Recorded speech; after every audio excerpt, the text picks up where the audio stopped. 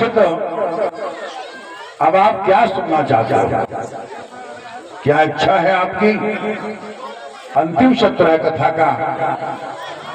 तो सुखदेव जी ने कहा, महाराज मैंने सुना है कि राक्षस विधानेन उपयेव इति श्रुतम। मैंने सुना है कि भगवान श्याम सुंदर ने राक्षस विधि से विवाह किया रुक्मिणी जी के साथ। ऐसा भगवान ने क्यों किया? राक्षस विधि जानते हो? विवाह के भी कई प्रकार हैं। राक्षस विधि से विवाह है, गंधर्व विधि से विवाह है, वेद विधि से विवाह है, कई तरीके से विवाह होता है। भगवान ने राक्षस विधि से विवाह क्यों किया? जब वो ब्रह्म है तो उन्हें तो अगर वो कह देते तो विवाह भीष्म कर देते उनके साथ। फिर उन्हें क्या जरूरत पड़ी कि भगवान ने वह रुक्मिणी का हरण किया और हरण करने के बाद विवाह किया, है ना? और वो भी ऐसे समय में जबकि बारात आ चुकी है। बारात आने के बाद रुक्मिणी का हरण कर ले गए कृष्ण।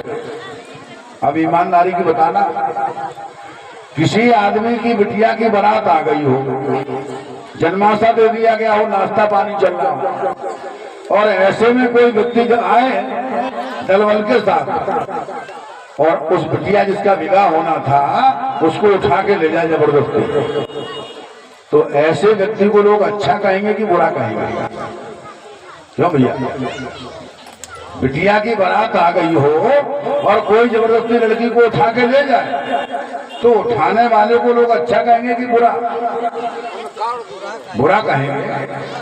आदमी ठीक नहीं था, उसे ऐसा नहीं करना चाहिए था। अरे करना था तो पहले ही कर लेता, लेकिन बारात आने के बाद उसने किया, ये अच्छा नहीं किया। हर आदमी कहेगा कि नहीं कहेगा? पर भगवान कृष्ण को किसी ने बुरा नहीं कहा। न तो शास्त्रों ने बुरा कहा, न संतों ने बुरा कहा, न विद्वानों ने बुरा कहा और न समाज ने बुरा कहा। कहा किसी ने नहीं कहा। यहाँ तक कि भगवान की पूजा और ज्यादा बढ़ गई। इतना गलत काम करने के बाद भी सम्मान अधिक बढ़ गया उनका। जानते क्यों? इसलिए कि भगवान ने कोई गलत काम नहीं किया। अच्छा बताओ, हरण करने के बाद भी गलत नहीं हुआ? ऐसा कैसे? वो कथा को आप समझोगे तो आपको पता लग जाएगा कि ऐसा क्यों नहीं किया गया। ऐसा लोगों ने क्यों नहीं कहा कि भगवान ने गलत किया। अब कथा क्या है, थोड़ा सा आप कथा समझ लगे तो आपको समझ में आ जाएगा। व्यास जी लिखते हैं भागवत में, कृष्ण से आसीत सखा कश्यप ब्राह्मणो ब्रह्म विद्यमा। राजा आसीन भीष्मको नाम विदर्भानि पतिर महान तस्य पंचा भवन पुत्रा कन्या गाच बरानना। एक राजा है जिनका नाम है भीष्म, और ये कहाँ के राजा है? विदर्भ देश से। विदर्भ देश कहाँ है? तो विदर्भ देश है महाराष्ट्र, आज भी है। अब हमारे यहाँ लोगों ने कुदरकोट को विदर्भ देश बना दिया, है ना? बोले यही कुंदनपुर है, लोग परिक्रमा भी लगाने लग गए। विदर्भ आज भी वहां मौजूद है, राजधानी है कुंदनपुर। जब विदर्भ महाराष्ट्र में है तो कुंदनपुर यहाँ कहां से आ गया? थोड़ा ध्यान देना। ये केवल काल्पनिक बातें हैं लोगों की। बोले बकेवर में बकासुर मारा गया, सिर्फ बकेवर नाम पड़ गया, है ना? बर्तना को भोजगढ़ बता रहे हैं, जबकि भोजगढ़ आज भी है वहां गुजरात में, जहाँ रुकुम ने अपना नगर बसाया था।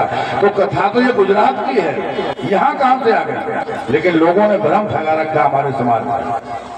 कहीं राजा है जिनका नाम है भीष्म और विदर्भ देश के राजा है, कुंदनपुर उनकी राजधानी है। अब इनके 5 पुत्र हैं, 10 पंचा भवन पुत्रा।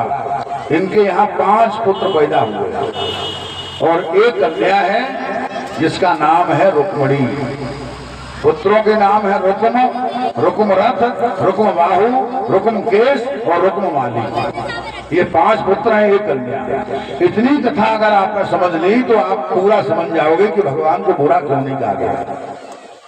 क्या भाव इस कथा का? तो कहे राजा का नाम है भीष्मक। अब भीष्मक शब्द का पहले अर्थ देखो। भीष्मक को लिखो, लिखने के बाद संधि विच्छेद करो उसका, तो क्या हो जाएगा? भीष्म धन का बराबर भीष्मक। अब का शब्द का अर्थ होता है ईश्वर। का शब्द का जो अर्थ है ईश्वर, और भीष्म माने तो सभी जानते हैं। भीष्म माने क्या होता है? कठोर, दृढ़, है ना। पूरे शब्द का अर्थ है जिस व्यक्ति की ईश्वर में दृढ़ निष्ठा है, जिस व्यक्ति का ईश्वर में दृढ़ विश्वास है, ऐसे व्यक्ति का नाम है भीष्म। अब इसके यहाँ 5 पुत्र हैं। पुत्र कौन होता है? पुत्र वो होता है जो पिता के अधीन होता है। पिता ने कहा बेटा ये काम करो, लड़के ने कर दिया, आप जान लो तब तक ये पुत्र है हमारा। और आपने कहा कि पानी ले आओ, और लड़का कहे तो खुद नहीं ले पाता। बताओ हम दुकान बंद करके आए तो हम तो पानी का धरो पी लो। जब लड़का पिता को शऊर बताने लगे, पिता को डांटने लगे, आप जान लीजिए अब ये पुत्र नहीं रहा है। पुत्र अच्छा बता। लड़का जब पिता को ज्ञान देने लग जाए और जब कहे कि तुम्हें बुढ़ापा आएगा तुम कहा जानो, जमाना कितना आगे पहुंच गया, हमसे पूछो हम समान में रहते हैं। जब लड़का ज्ञान देने लग जाए तो वो पुत्र नहीं होता। ये होता है फिर पुत्र नहीं रहता। पुत्र कब तक है? जब तक पिता के अधीन है। तो 5 पुत्रों का जो मतलब है वो है 5 विषय: रूप, रस, स्पर्श, गंध और त्वचा। इन 5 विषयों को जिसने अपने अधीन बना लिया है, अपना पुत्र बना लिया है, और राजा की ईश्वर में दृढ़ निष्ठा है। अब थोड़ा ध्यान देना, आपकी ईश्वर में दृढ़ निष्ठा हो परीक्षित जी, और 5 विषयों को अपने आप अधीन बना, तो छठवीं कन्या है जिसका नाम है रुक्मणी। और रुक्मणी माने होता है, रुक माने रुक गई है, मणि माने भक्ति। जिसके हृदय में भक्ति रुक गई है, ऐसी बिटिया का नाम है रुक्मणी। जब आपकी ईश्वर में दृढ़ निष्ठा होगी, 5 विषय आपके अधीन हो जाएंगे, तो भक्ति आपके हृदय में रुकेगी कि नहीं रुकेगी? छोटी छोटी स्वाभाविक बात है। जब आपकी ईश्वर में दृढ़ निष्ठा होगी, 5 विषय अधीन हो जाएंगे, तो भक्ति को रुकना पड़ेगा, ये मजबूरी हो जाएगी उससे। अब भक्ति हृदय में बैठ गई, और भक्ति है क्या चीज? भक्ति है भगवान की पत्नी का नाम।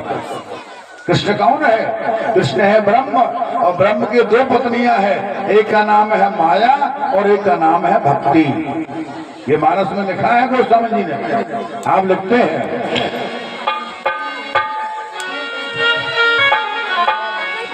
कि माया भगति राम कर दो, अरे नार पर जाने सबको, नार पर जाने सबको।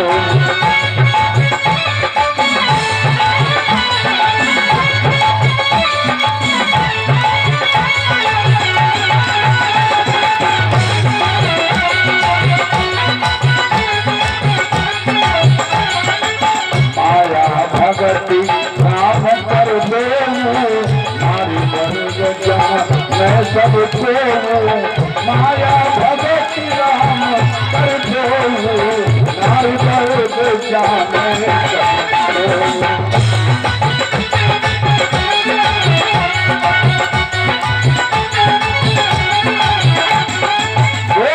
भगवान को, एक का नाम है भक्ति और एक का नाम है माया। तो भक्ति कहाँ आ गई? भक्ति आ गई भीष्म के पास, और वो टिक गई वहां, स्थायी रूप से रुक गई। अब थोड़ा ध्यान देना, पत्नी है भगवान की, और कहाँ रुक गई? भीष्म के घर। आपकी पत्नी कहीं रिश्तेदारी में जाए, ब्याह में, शादी में, बुलबुला में, व्यवहार में कैसे जाए, और वह रुक जाए, है ना, तो आप कब तक लेने नहीं जाओगे?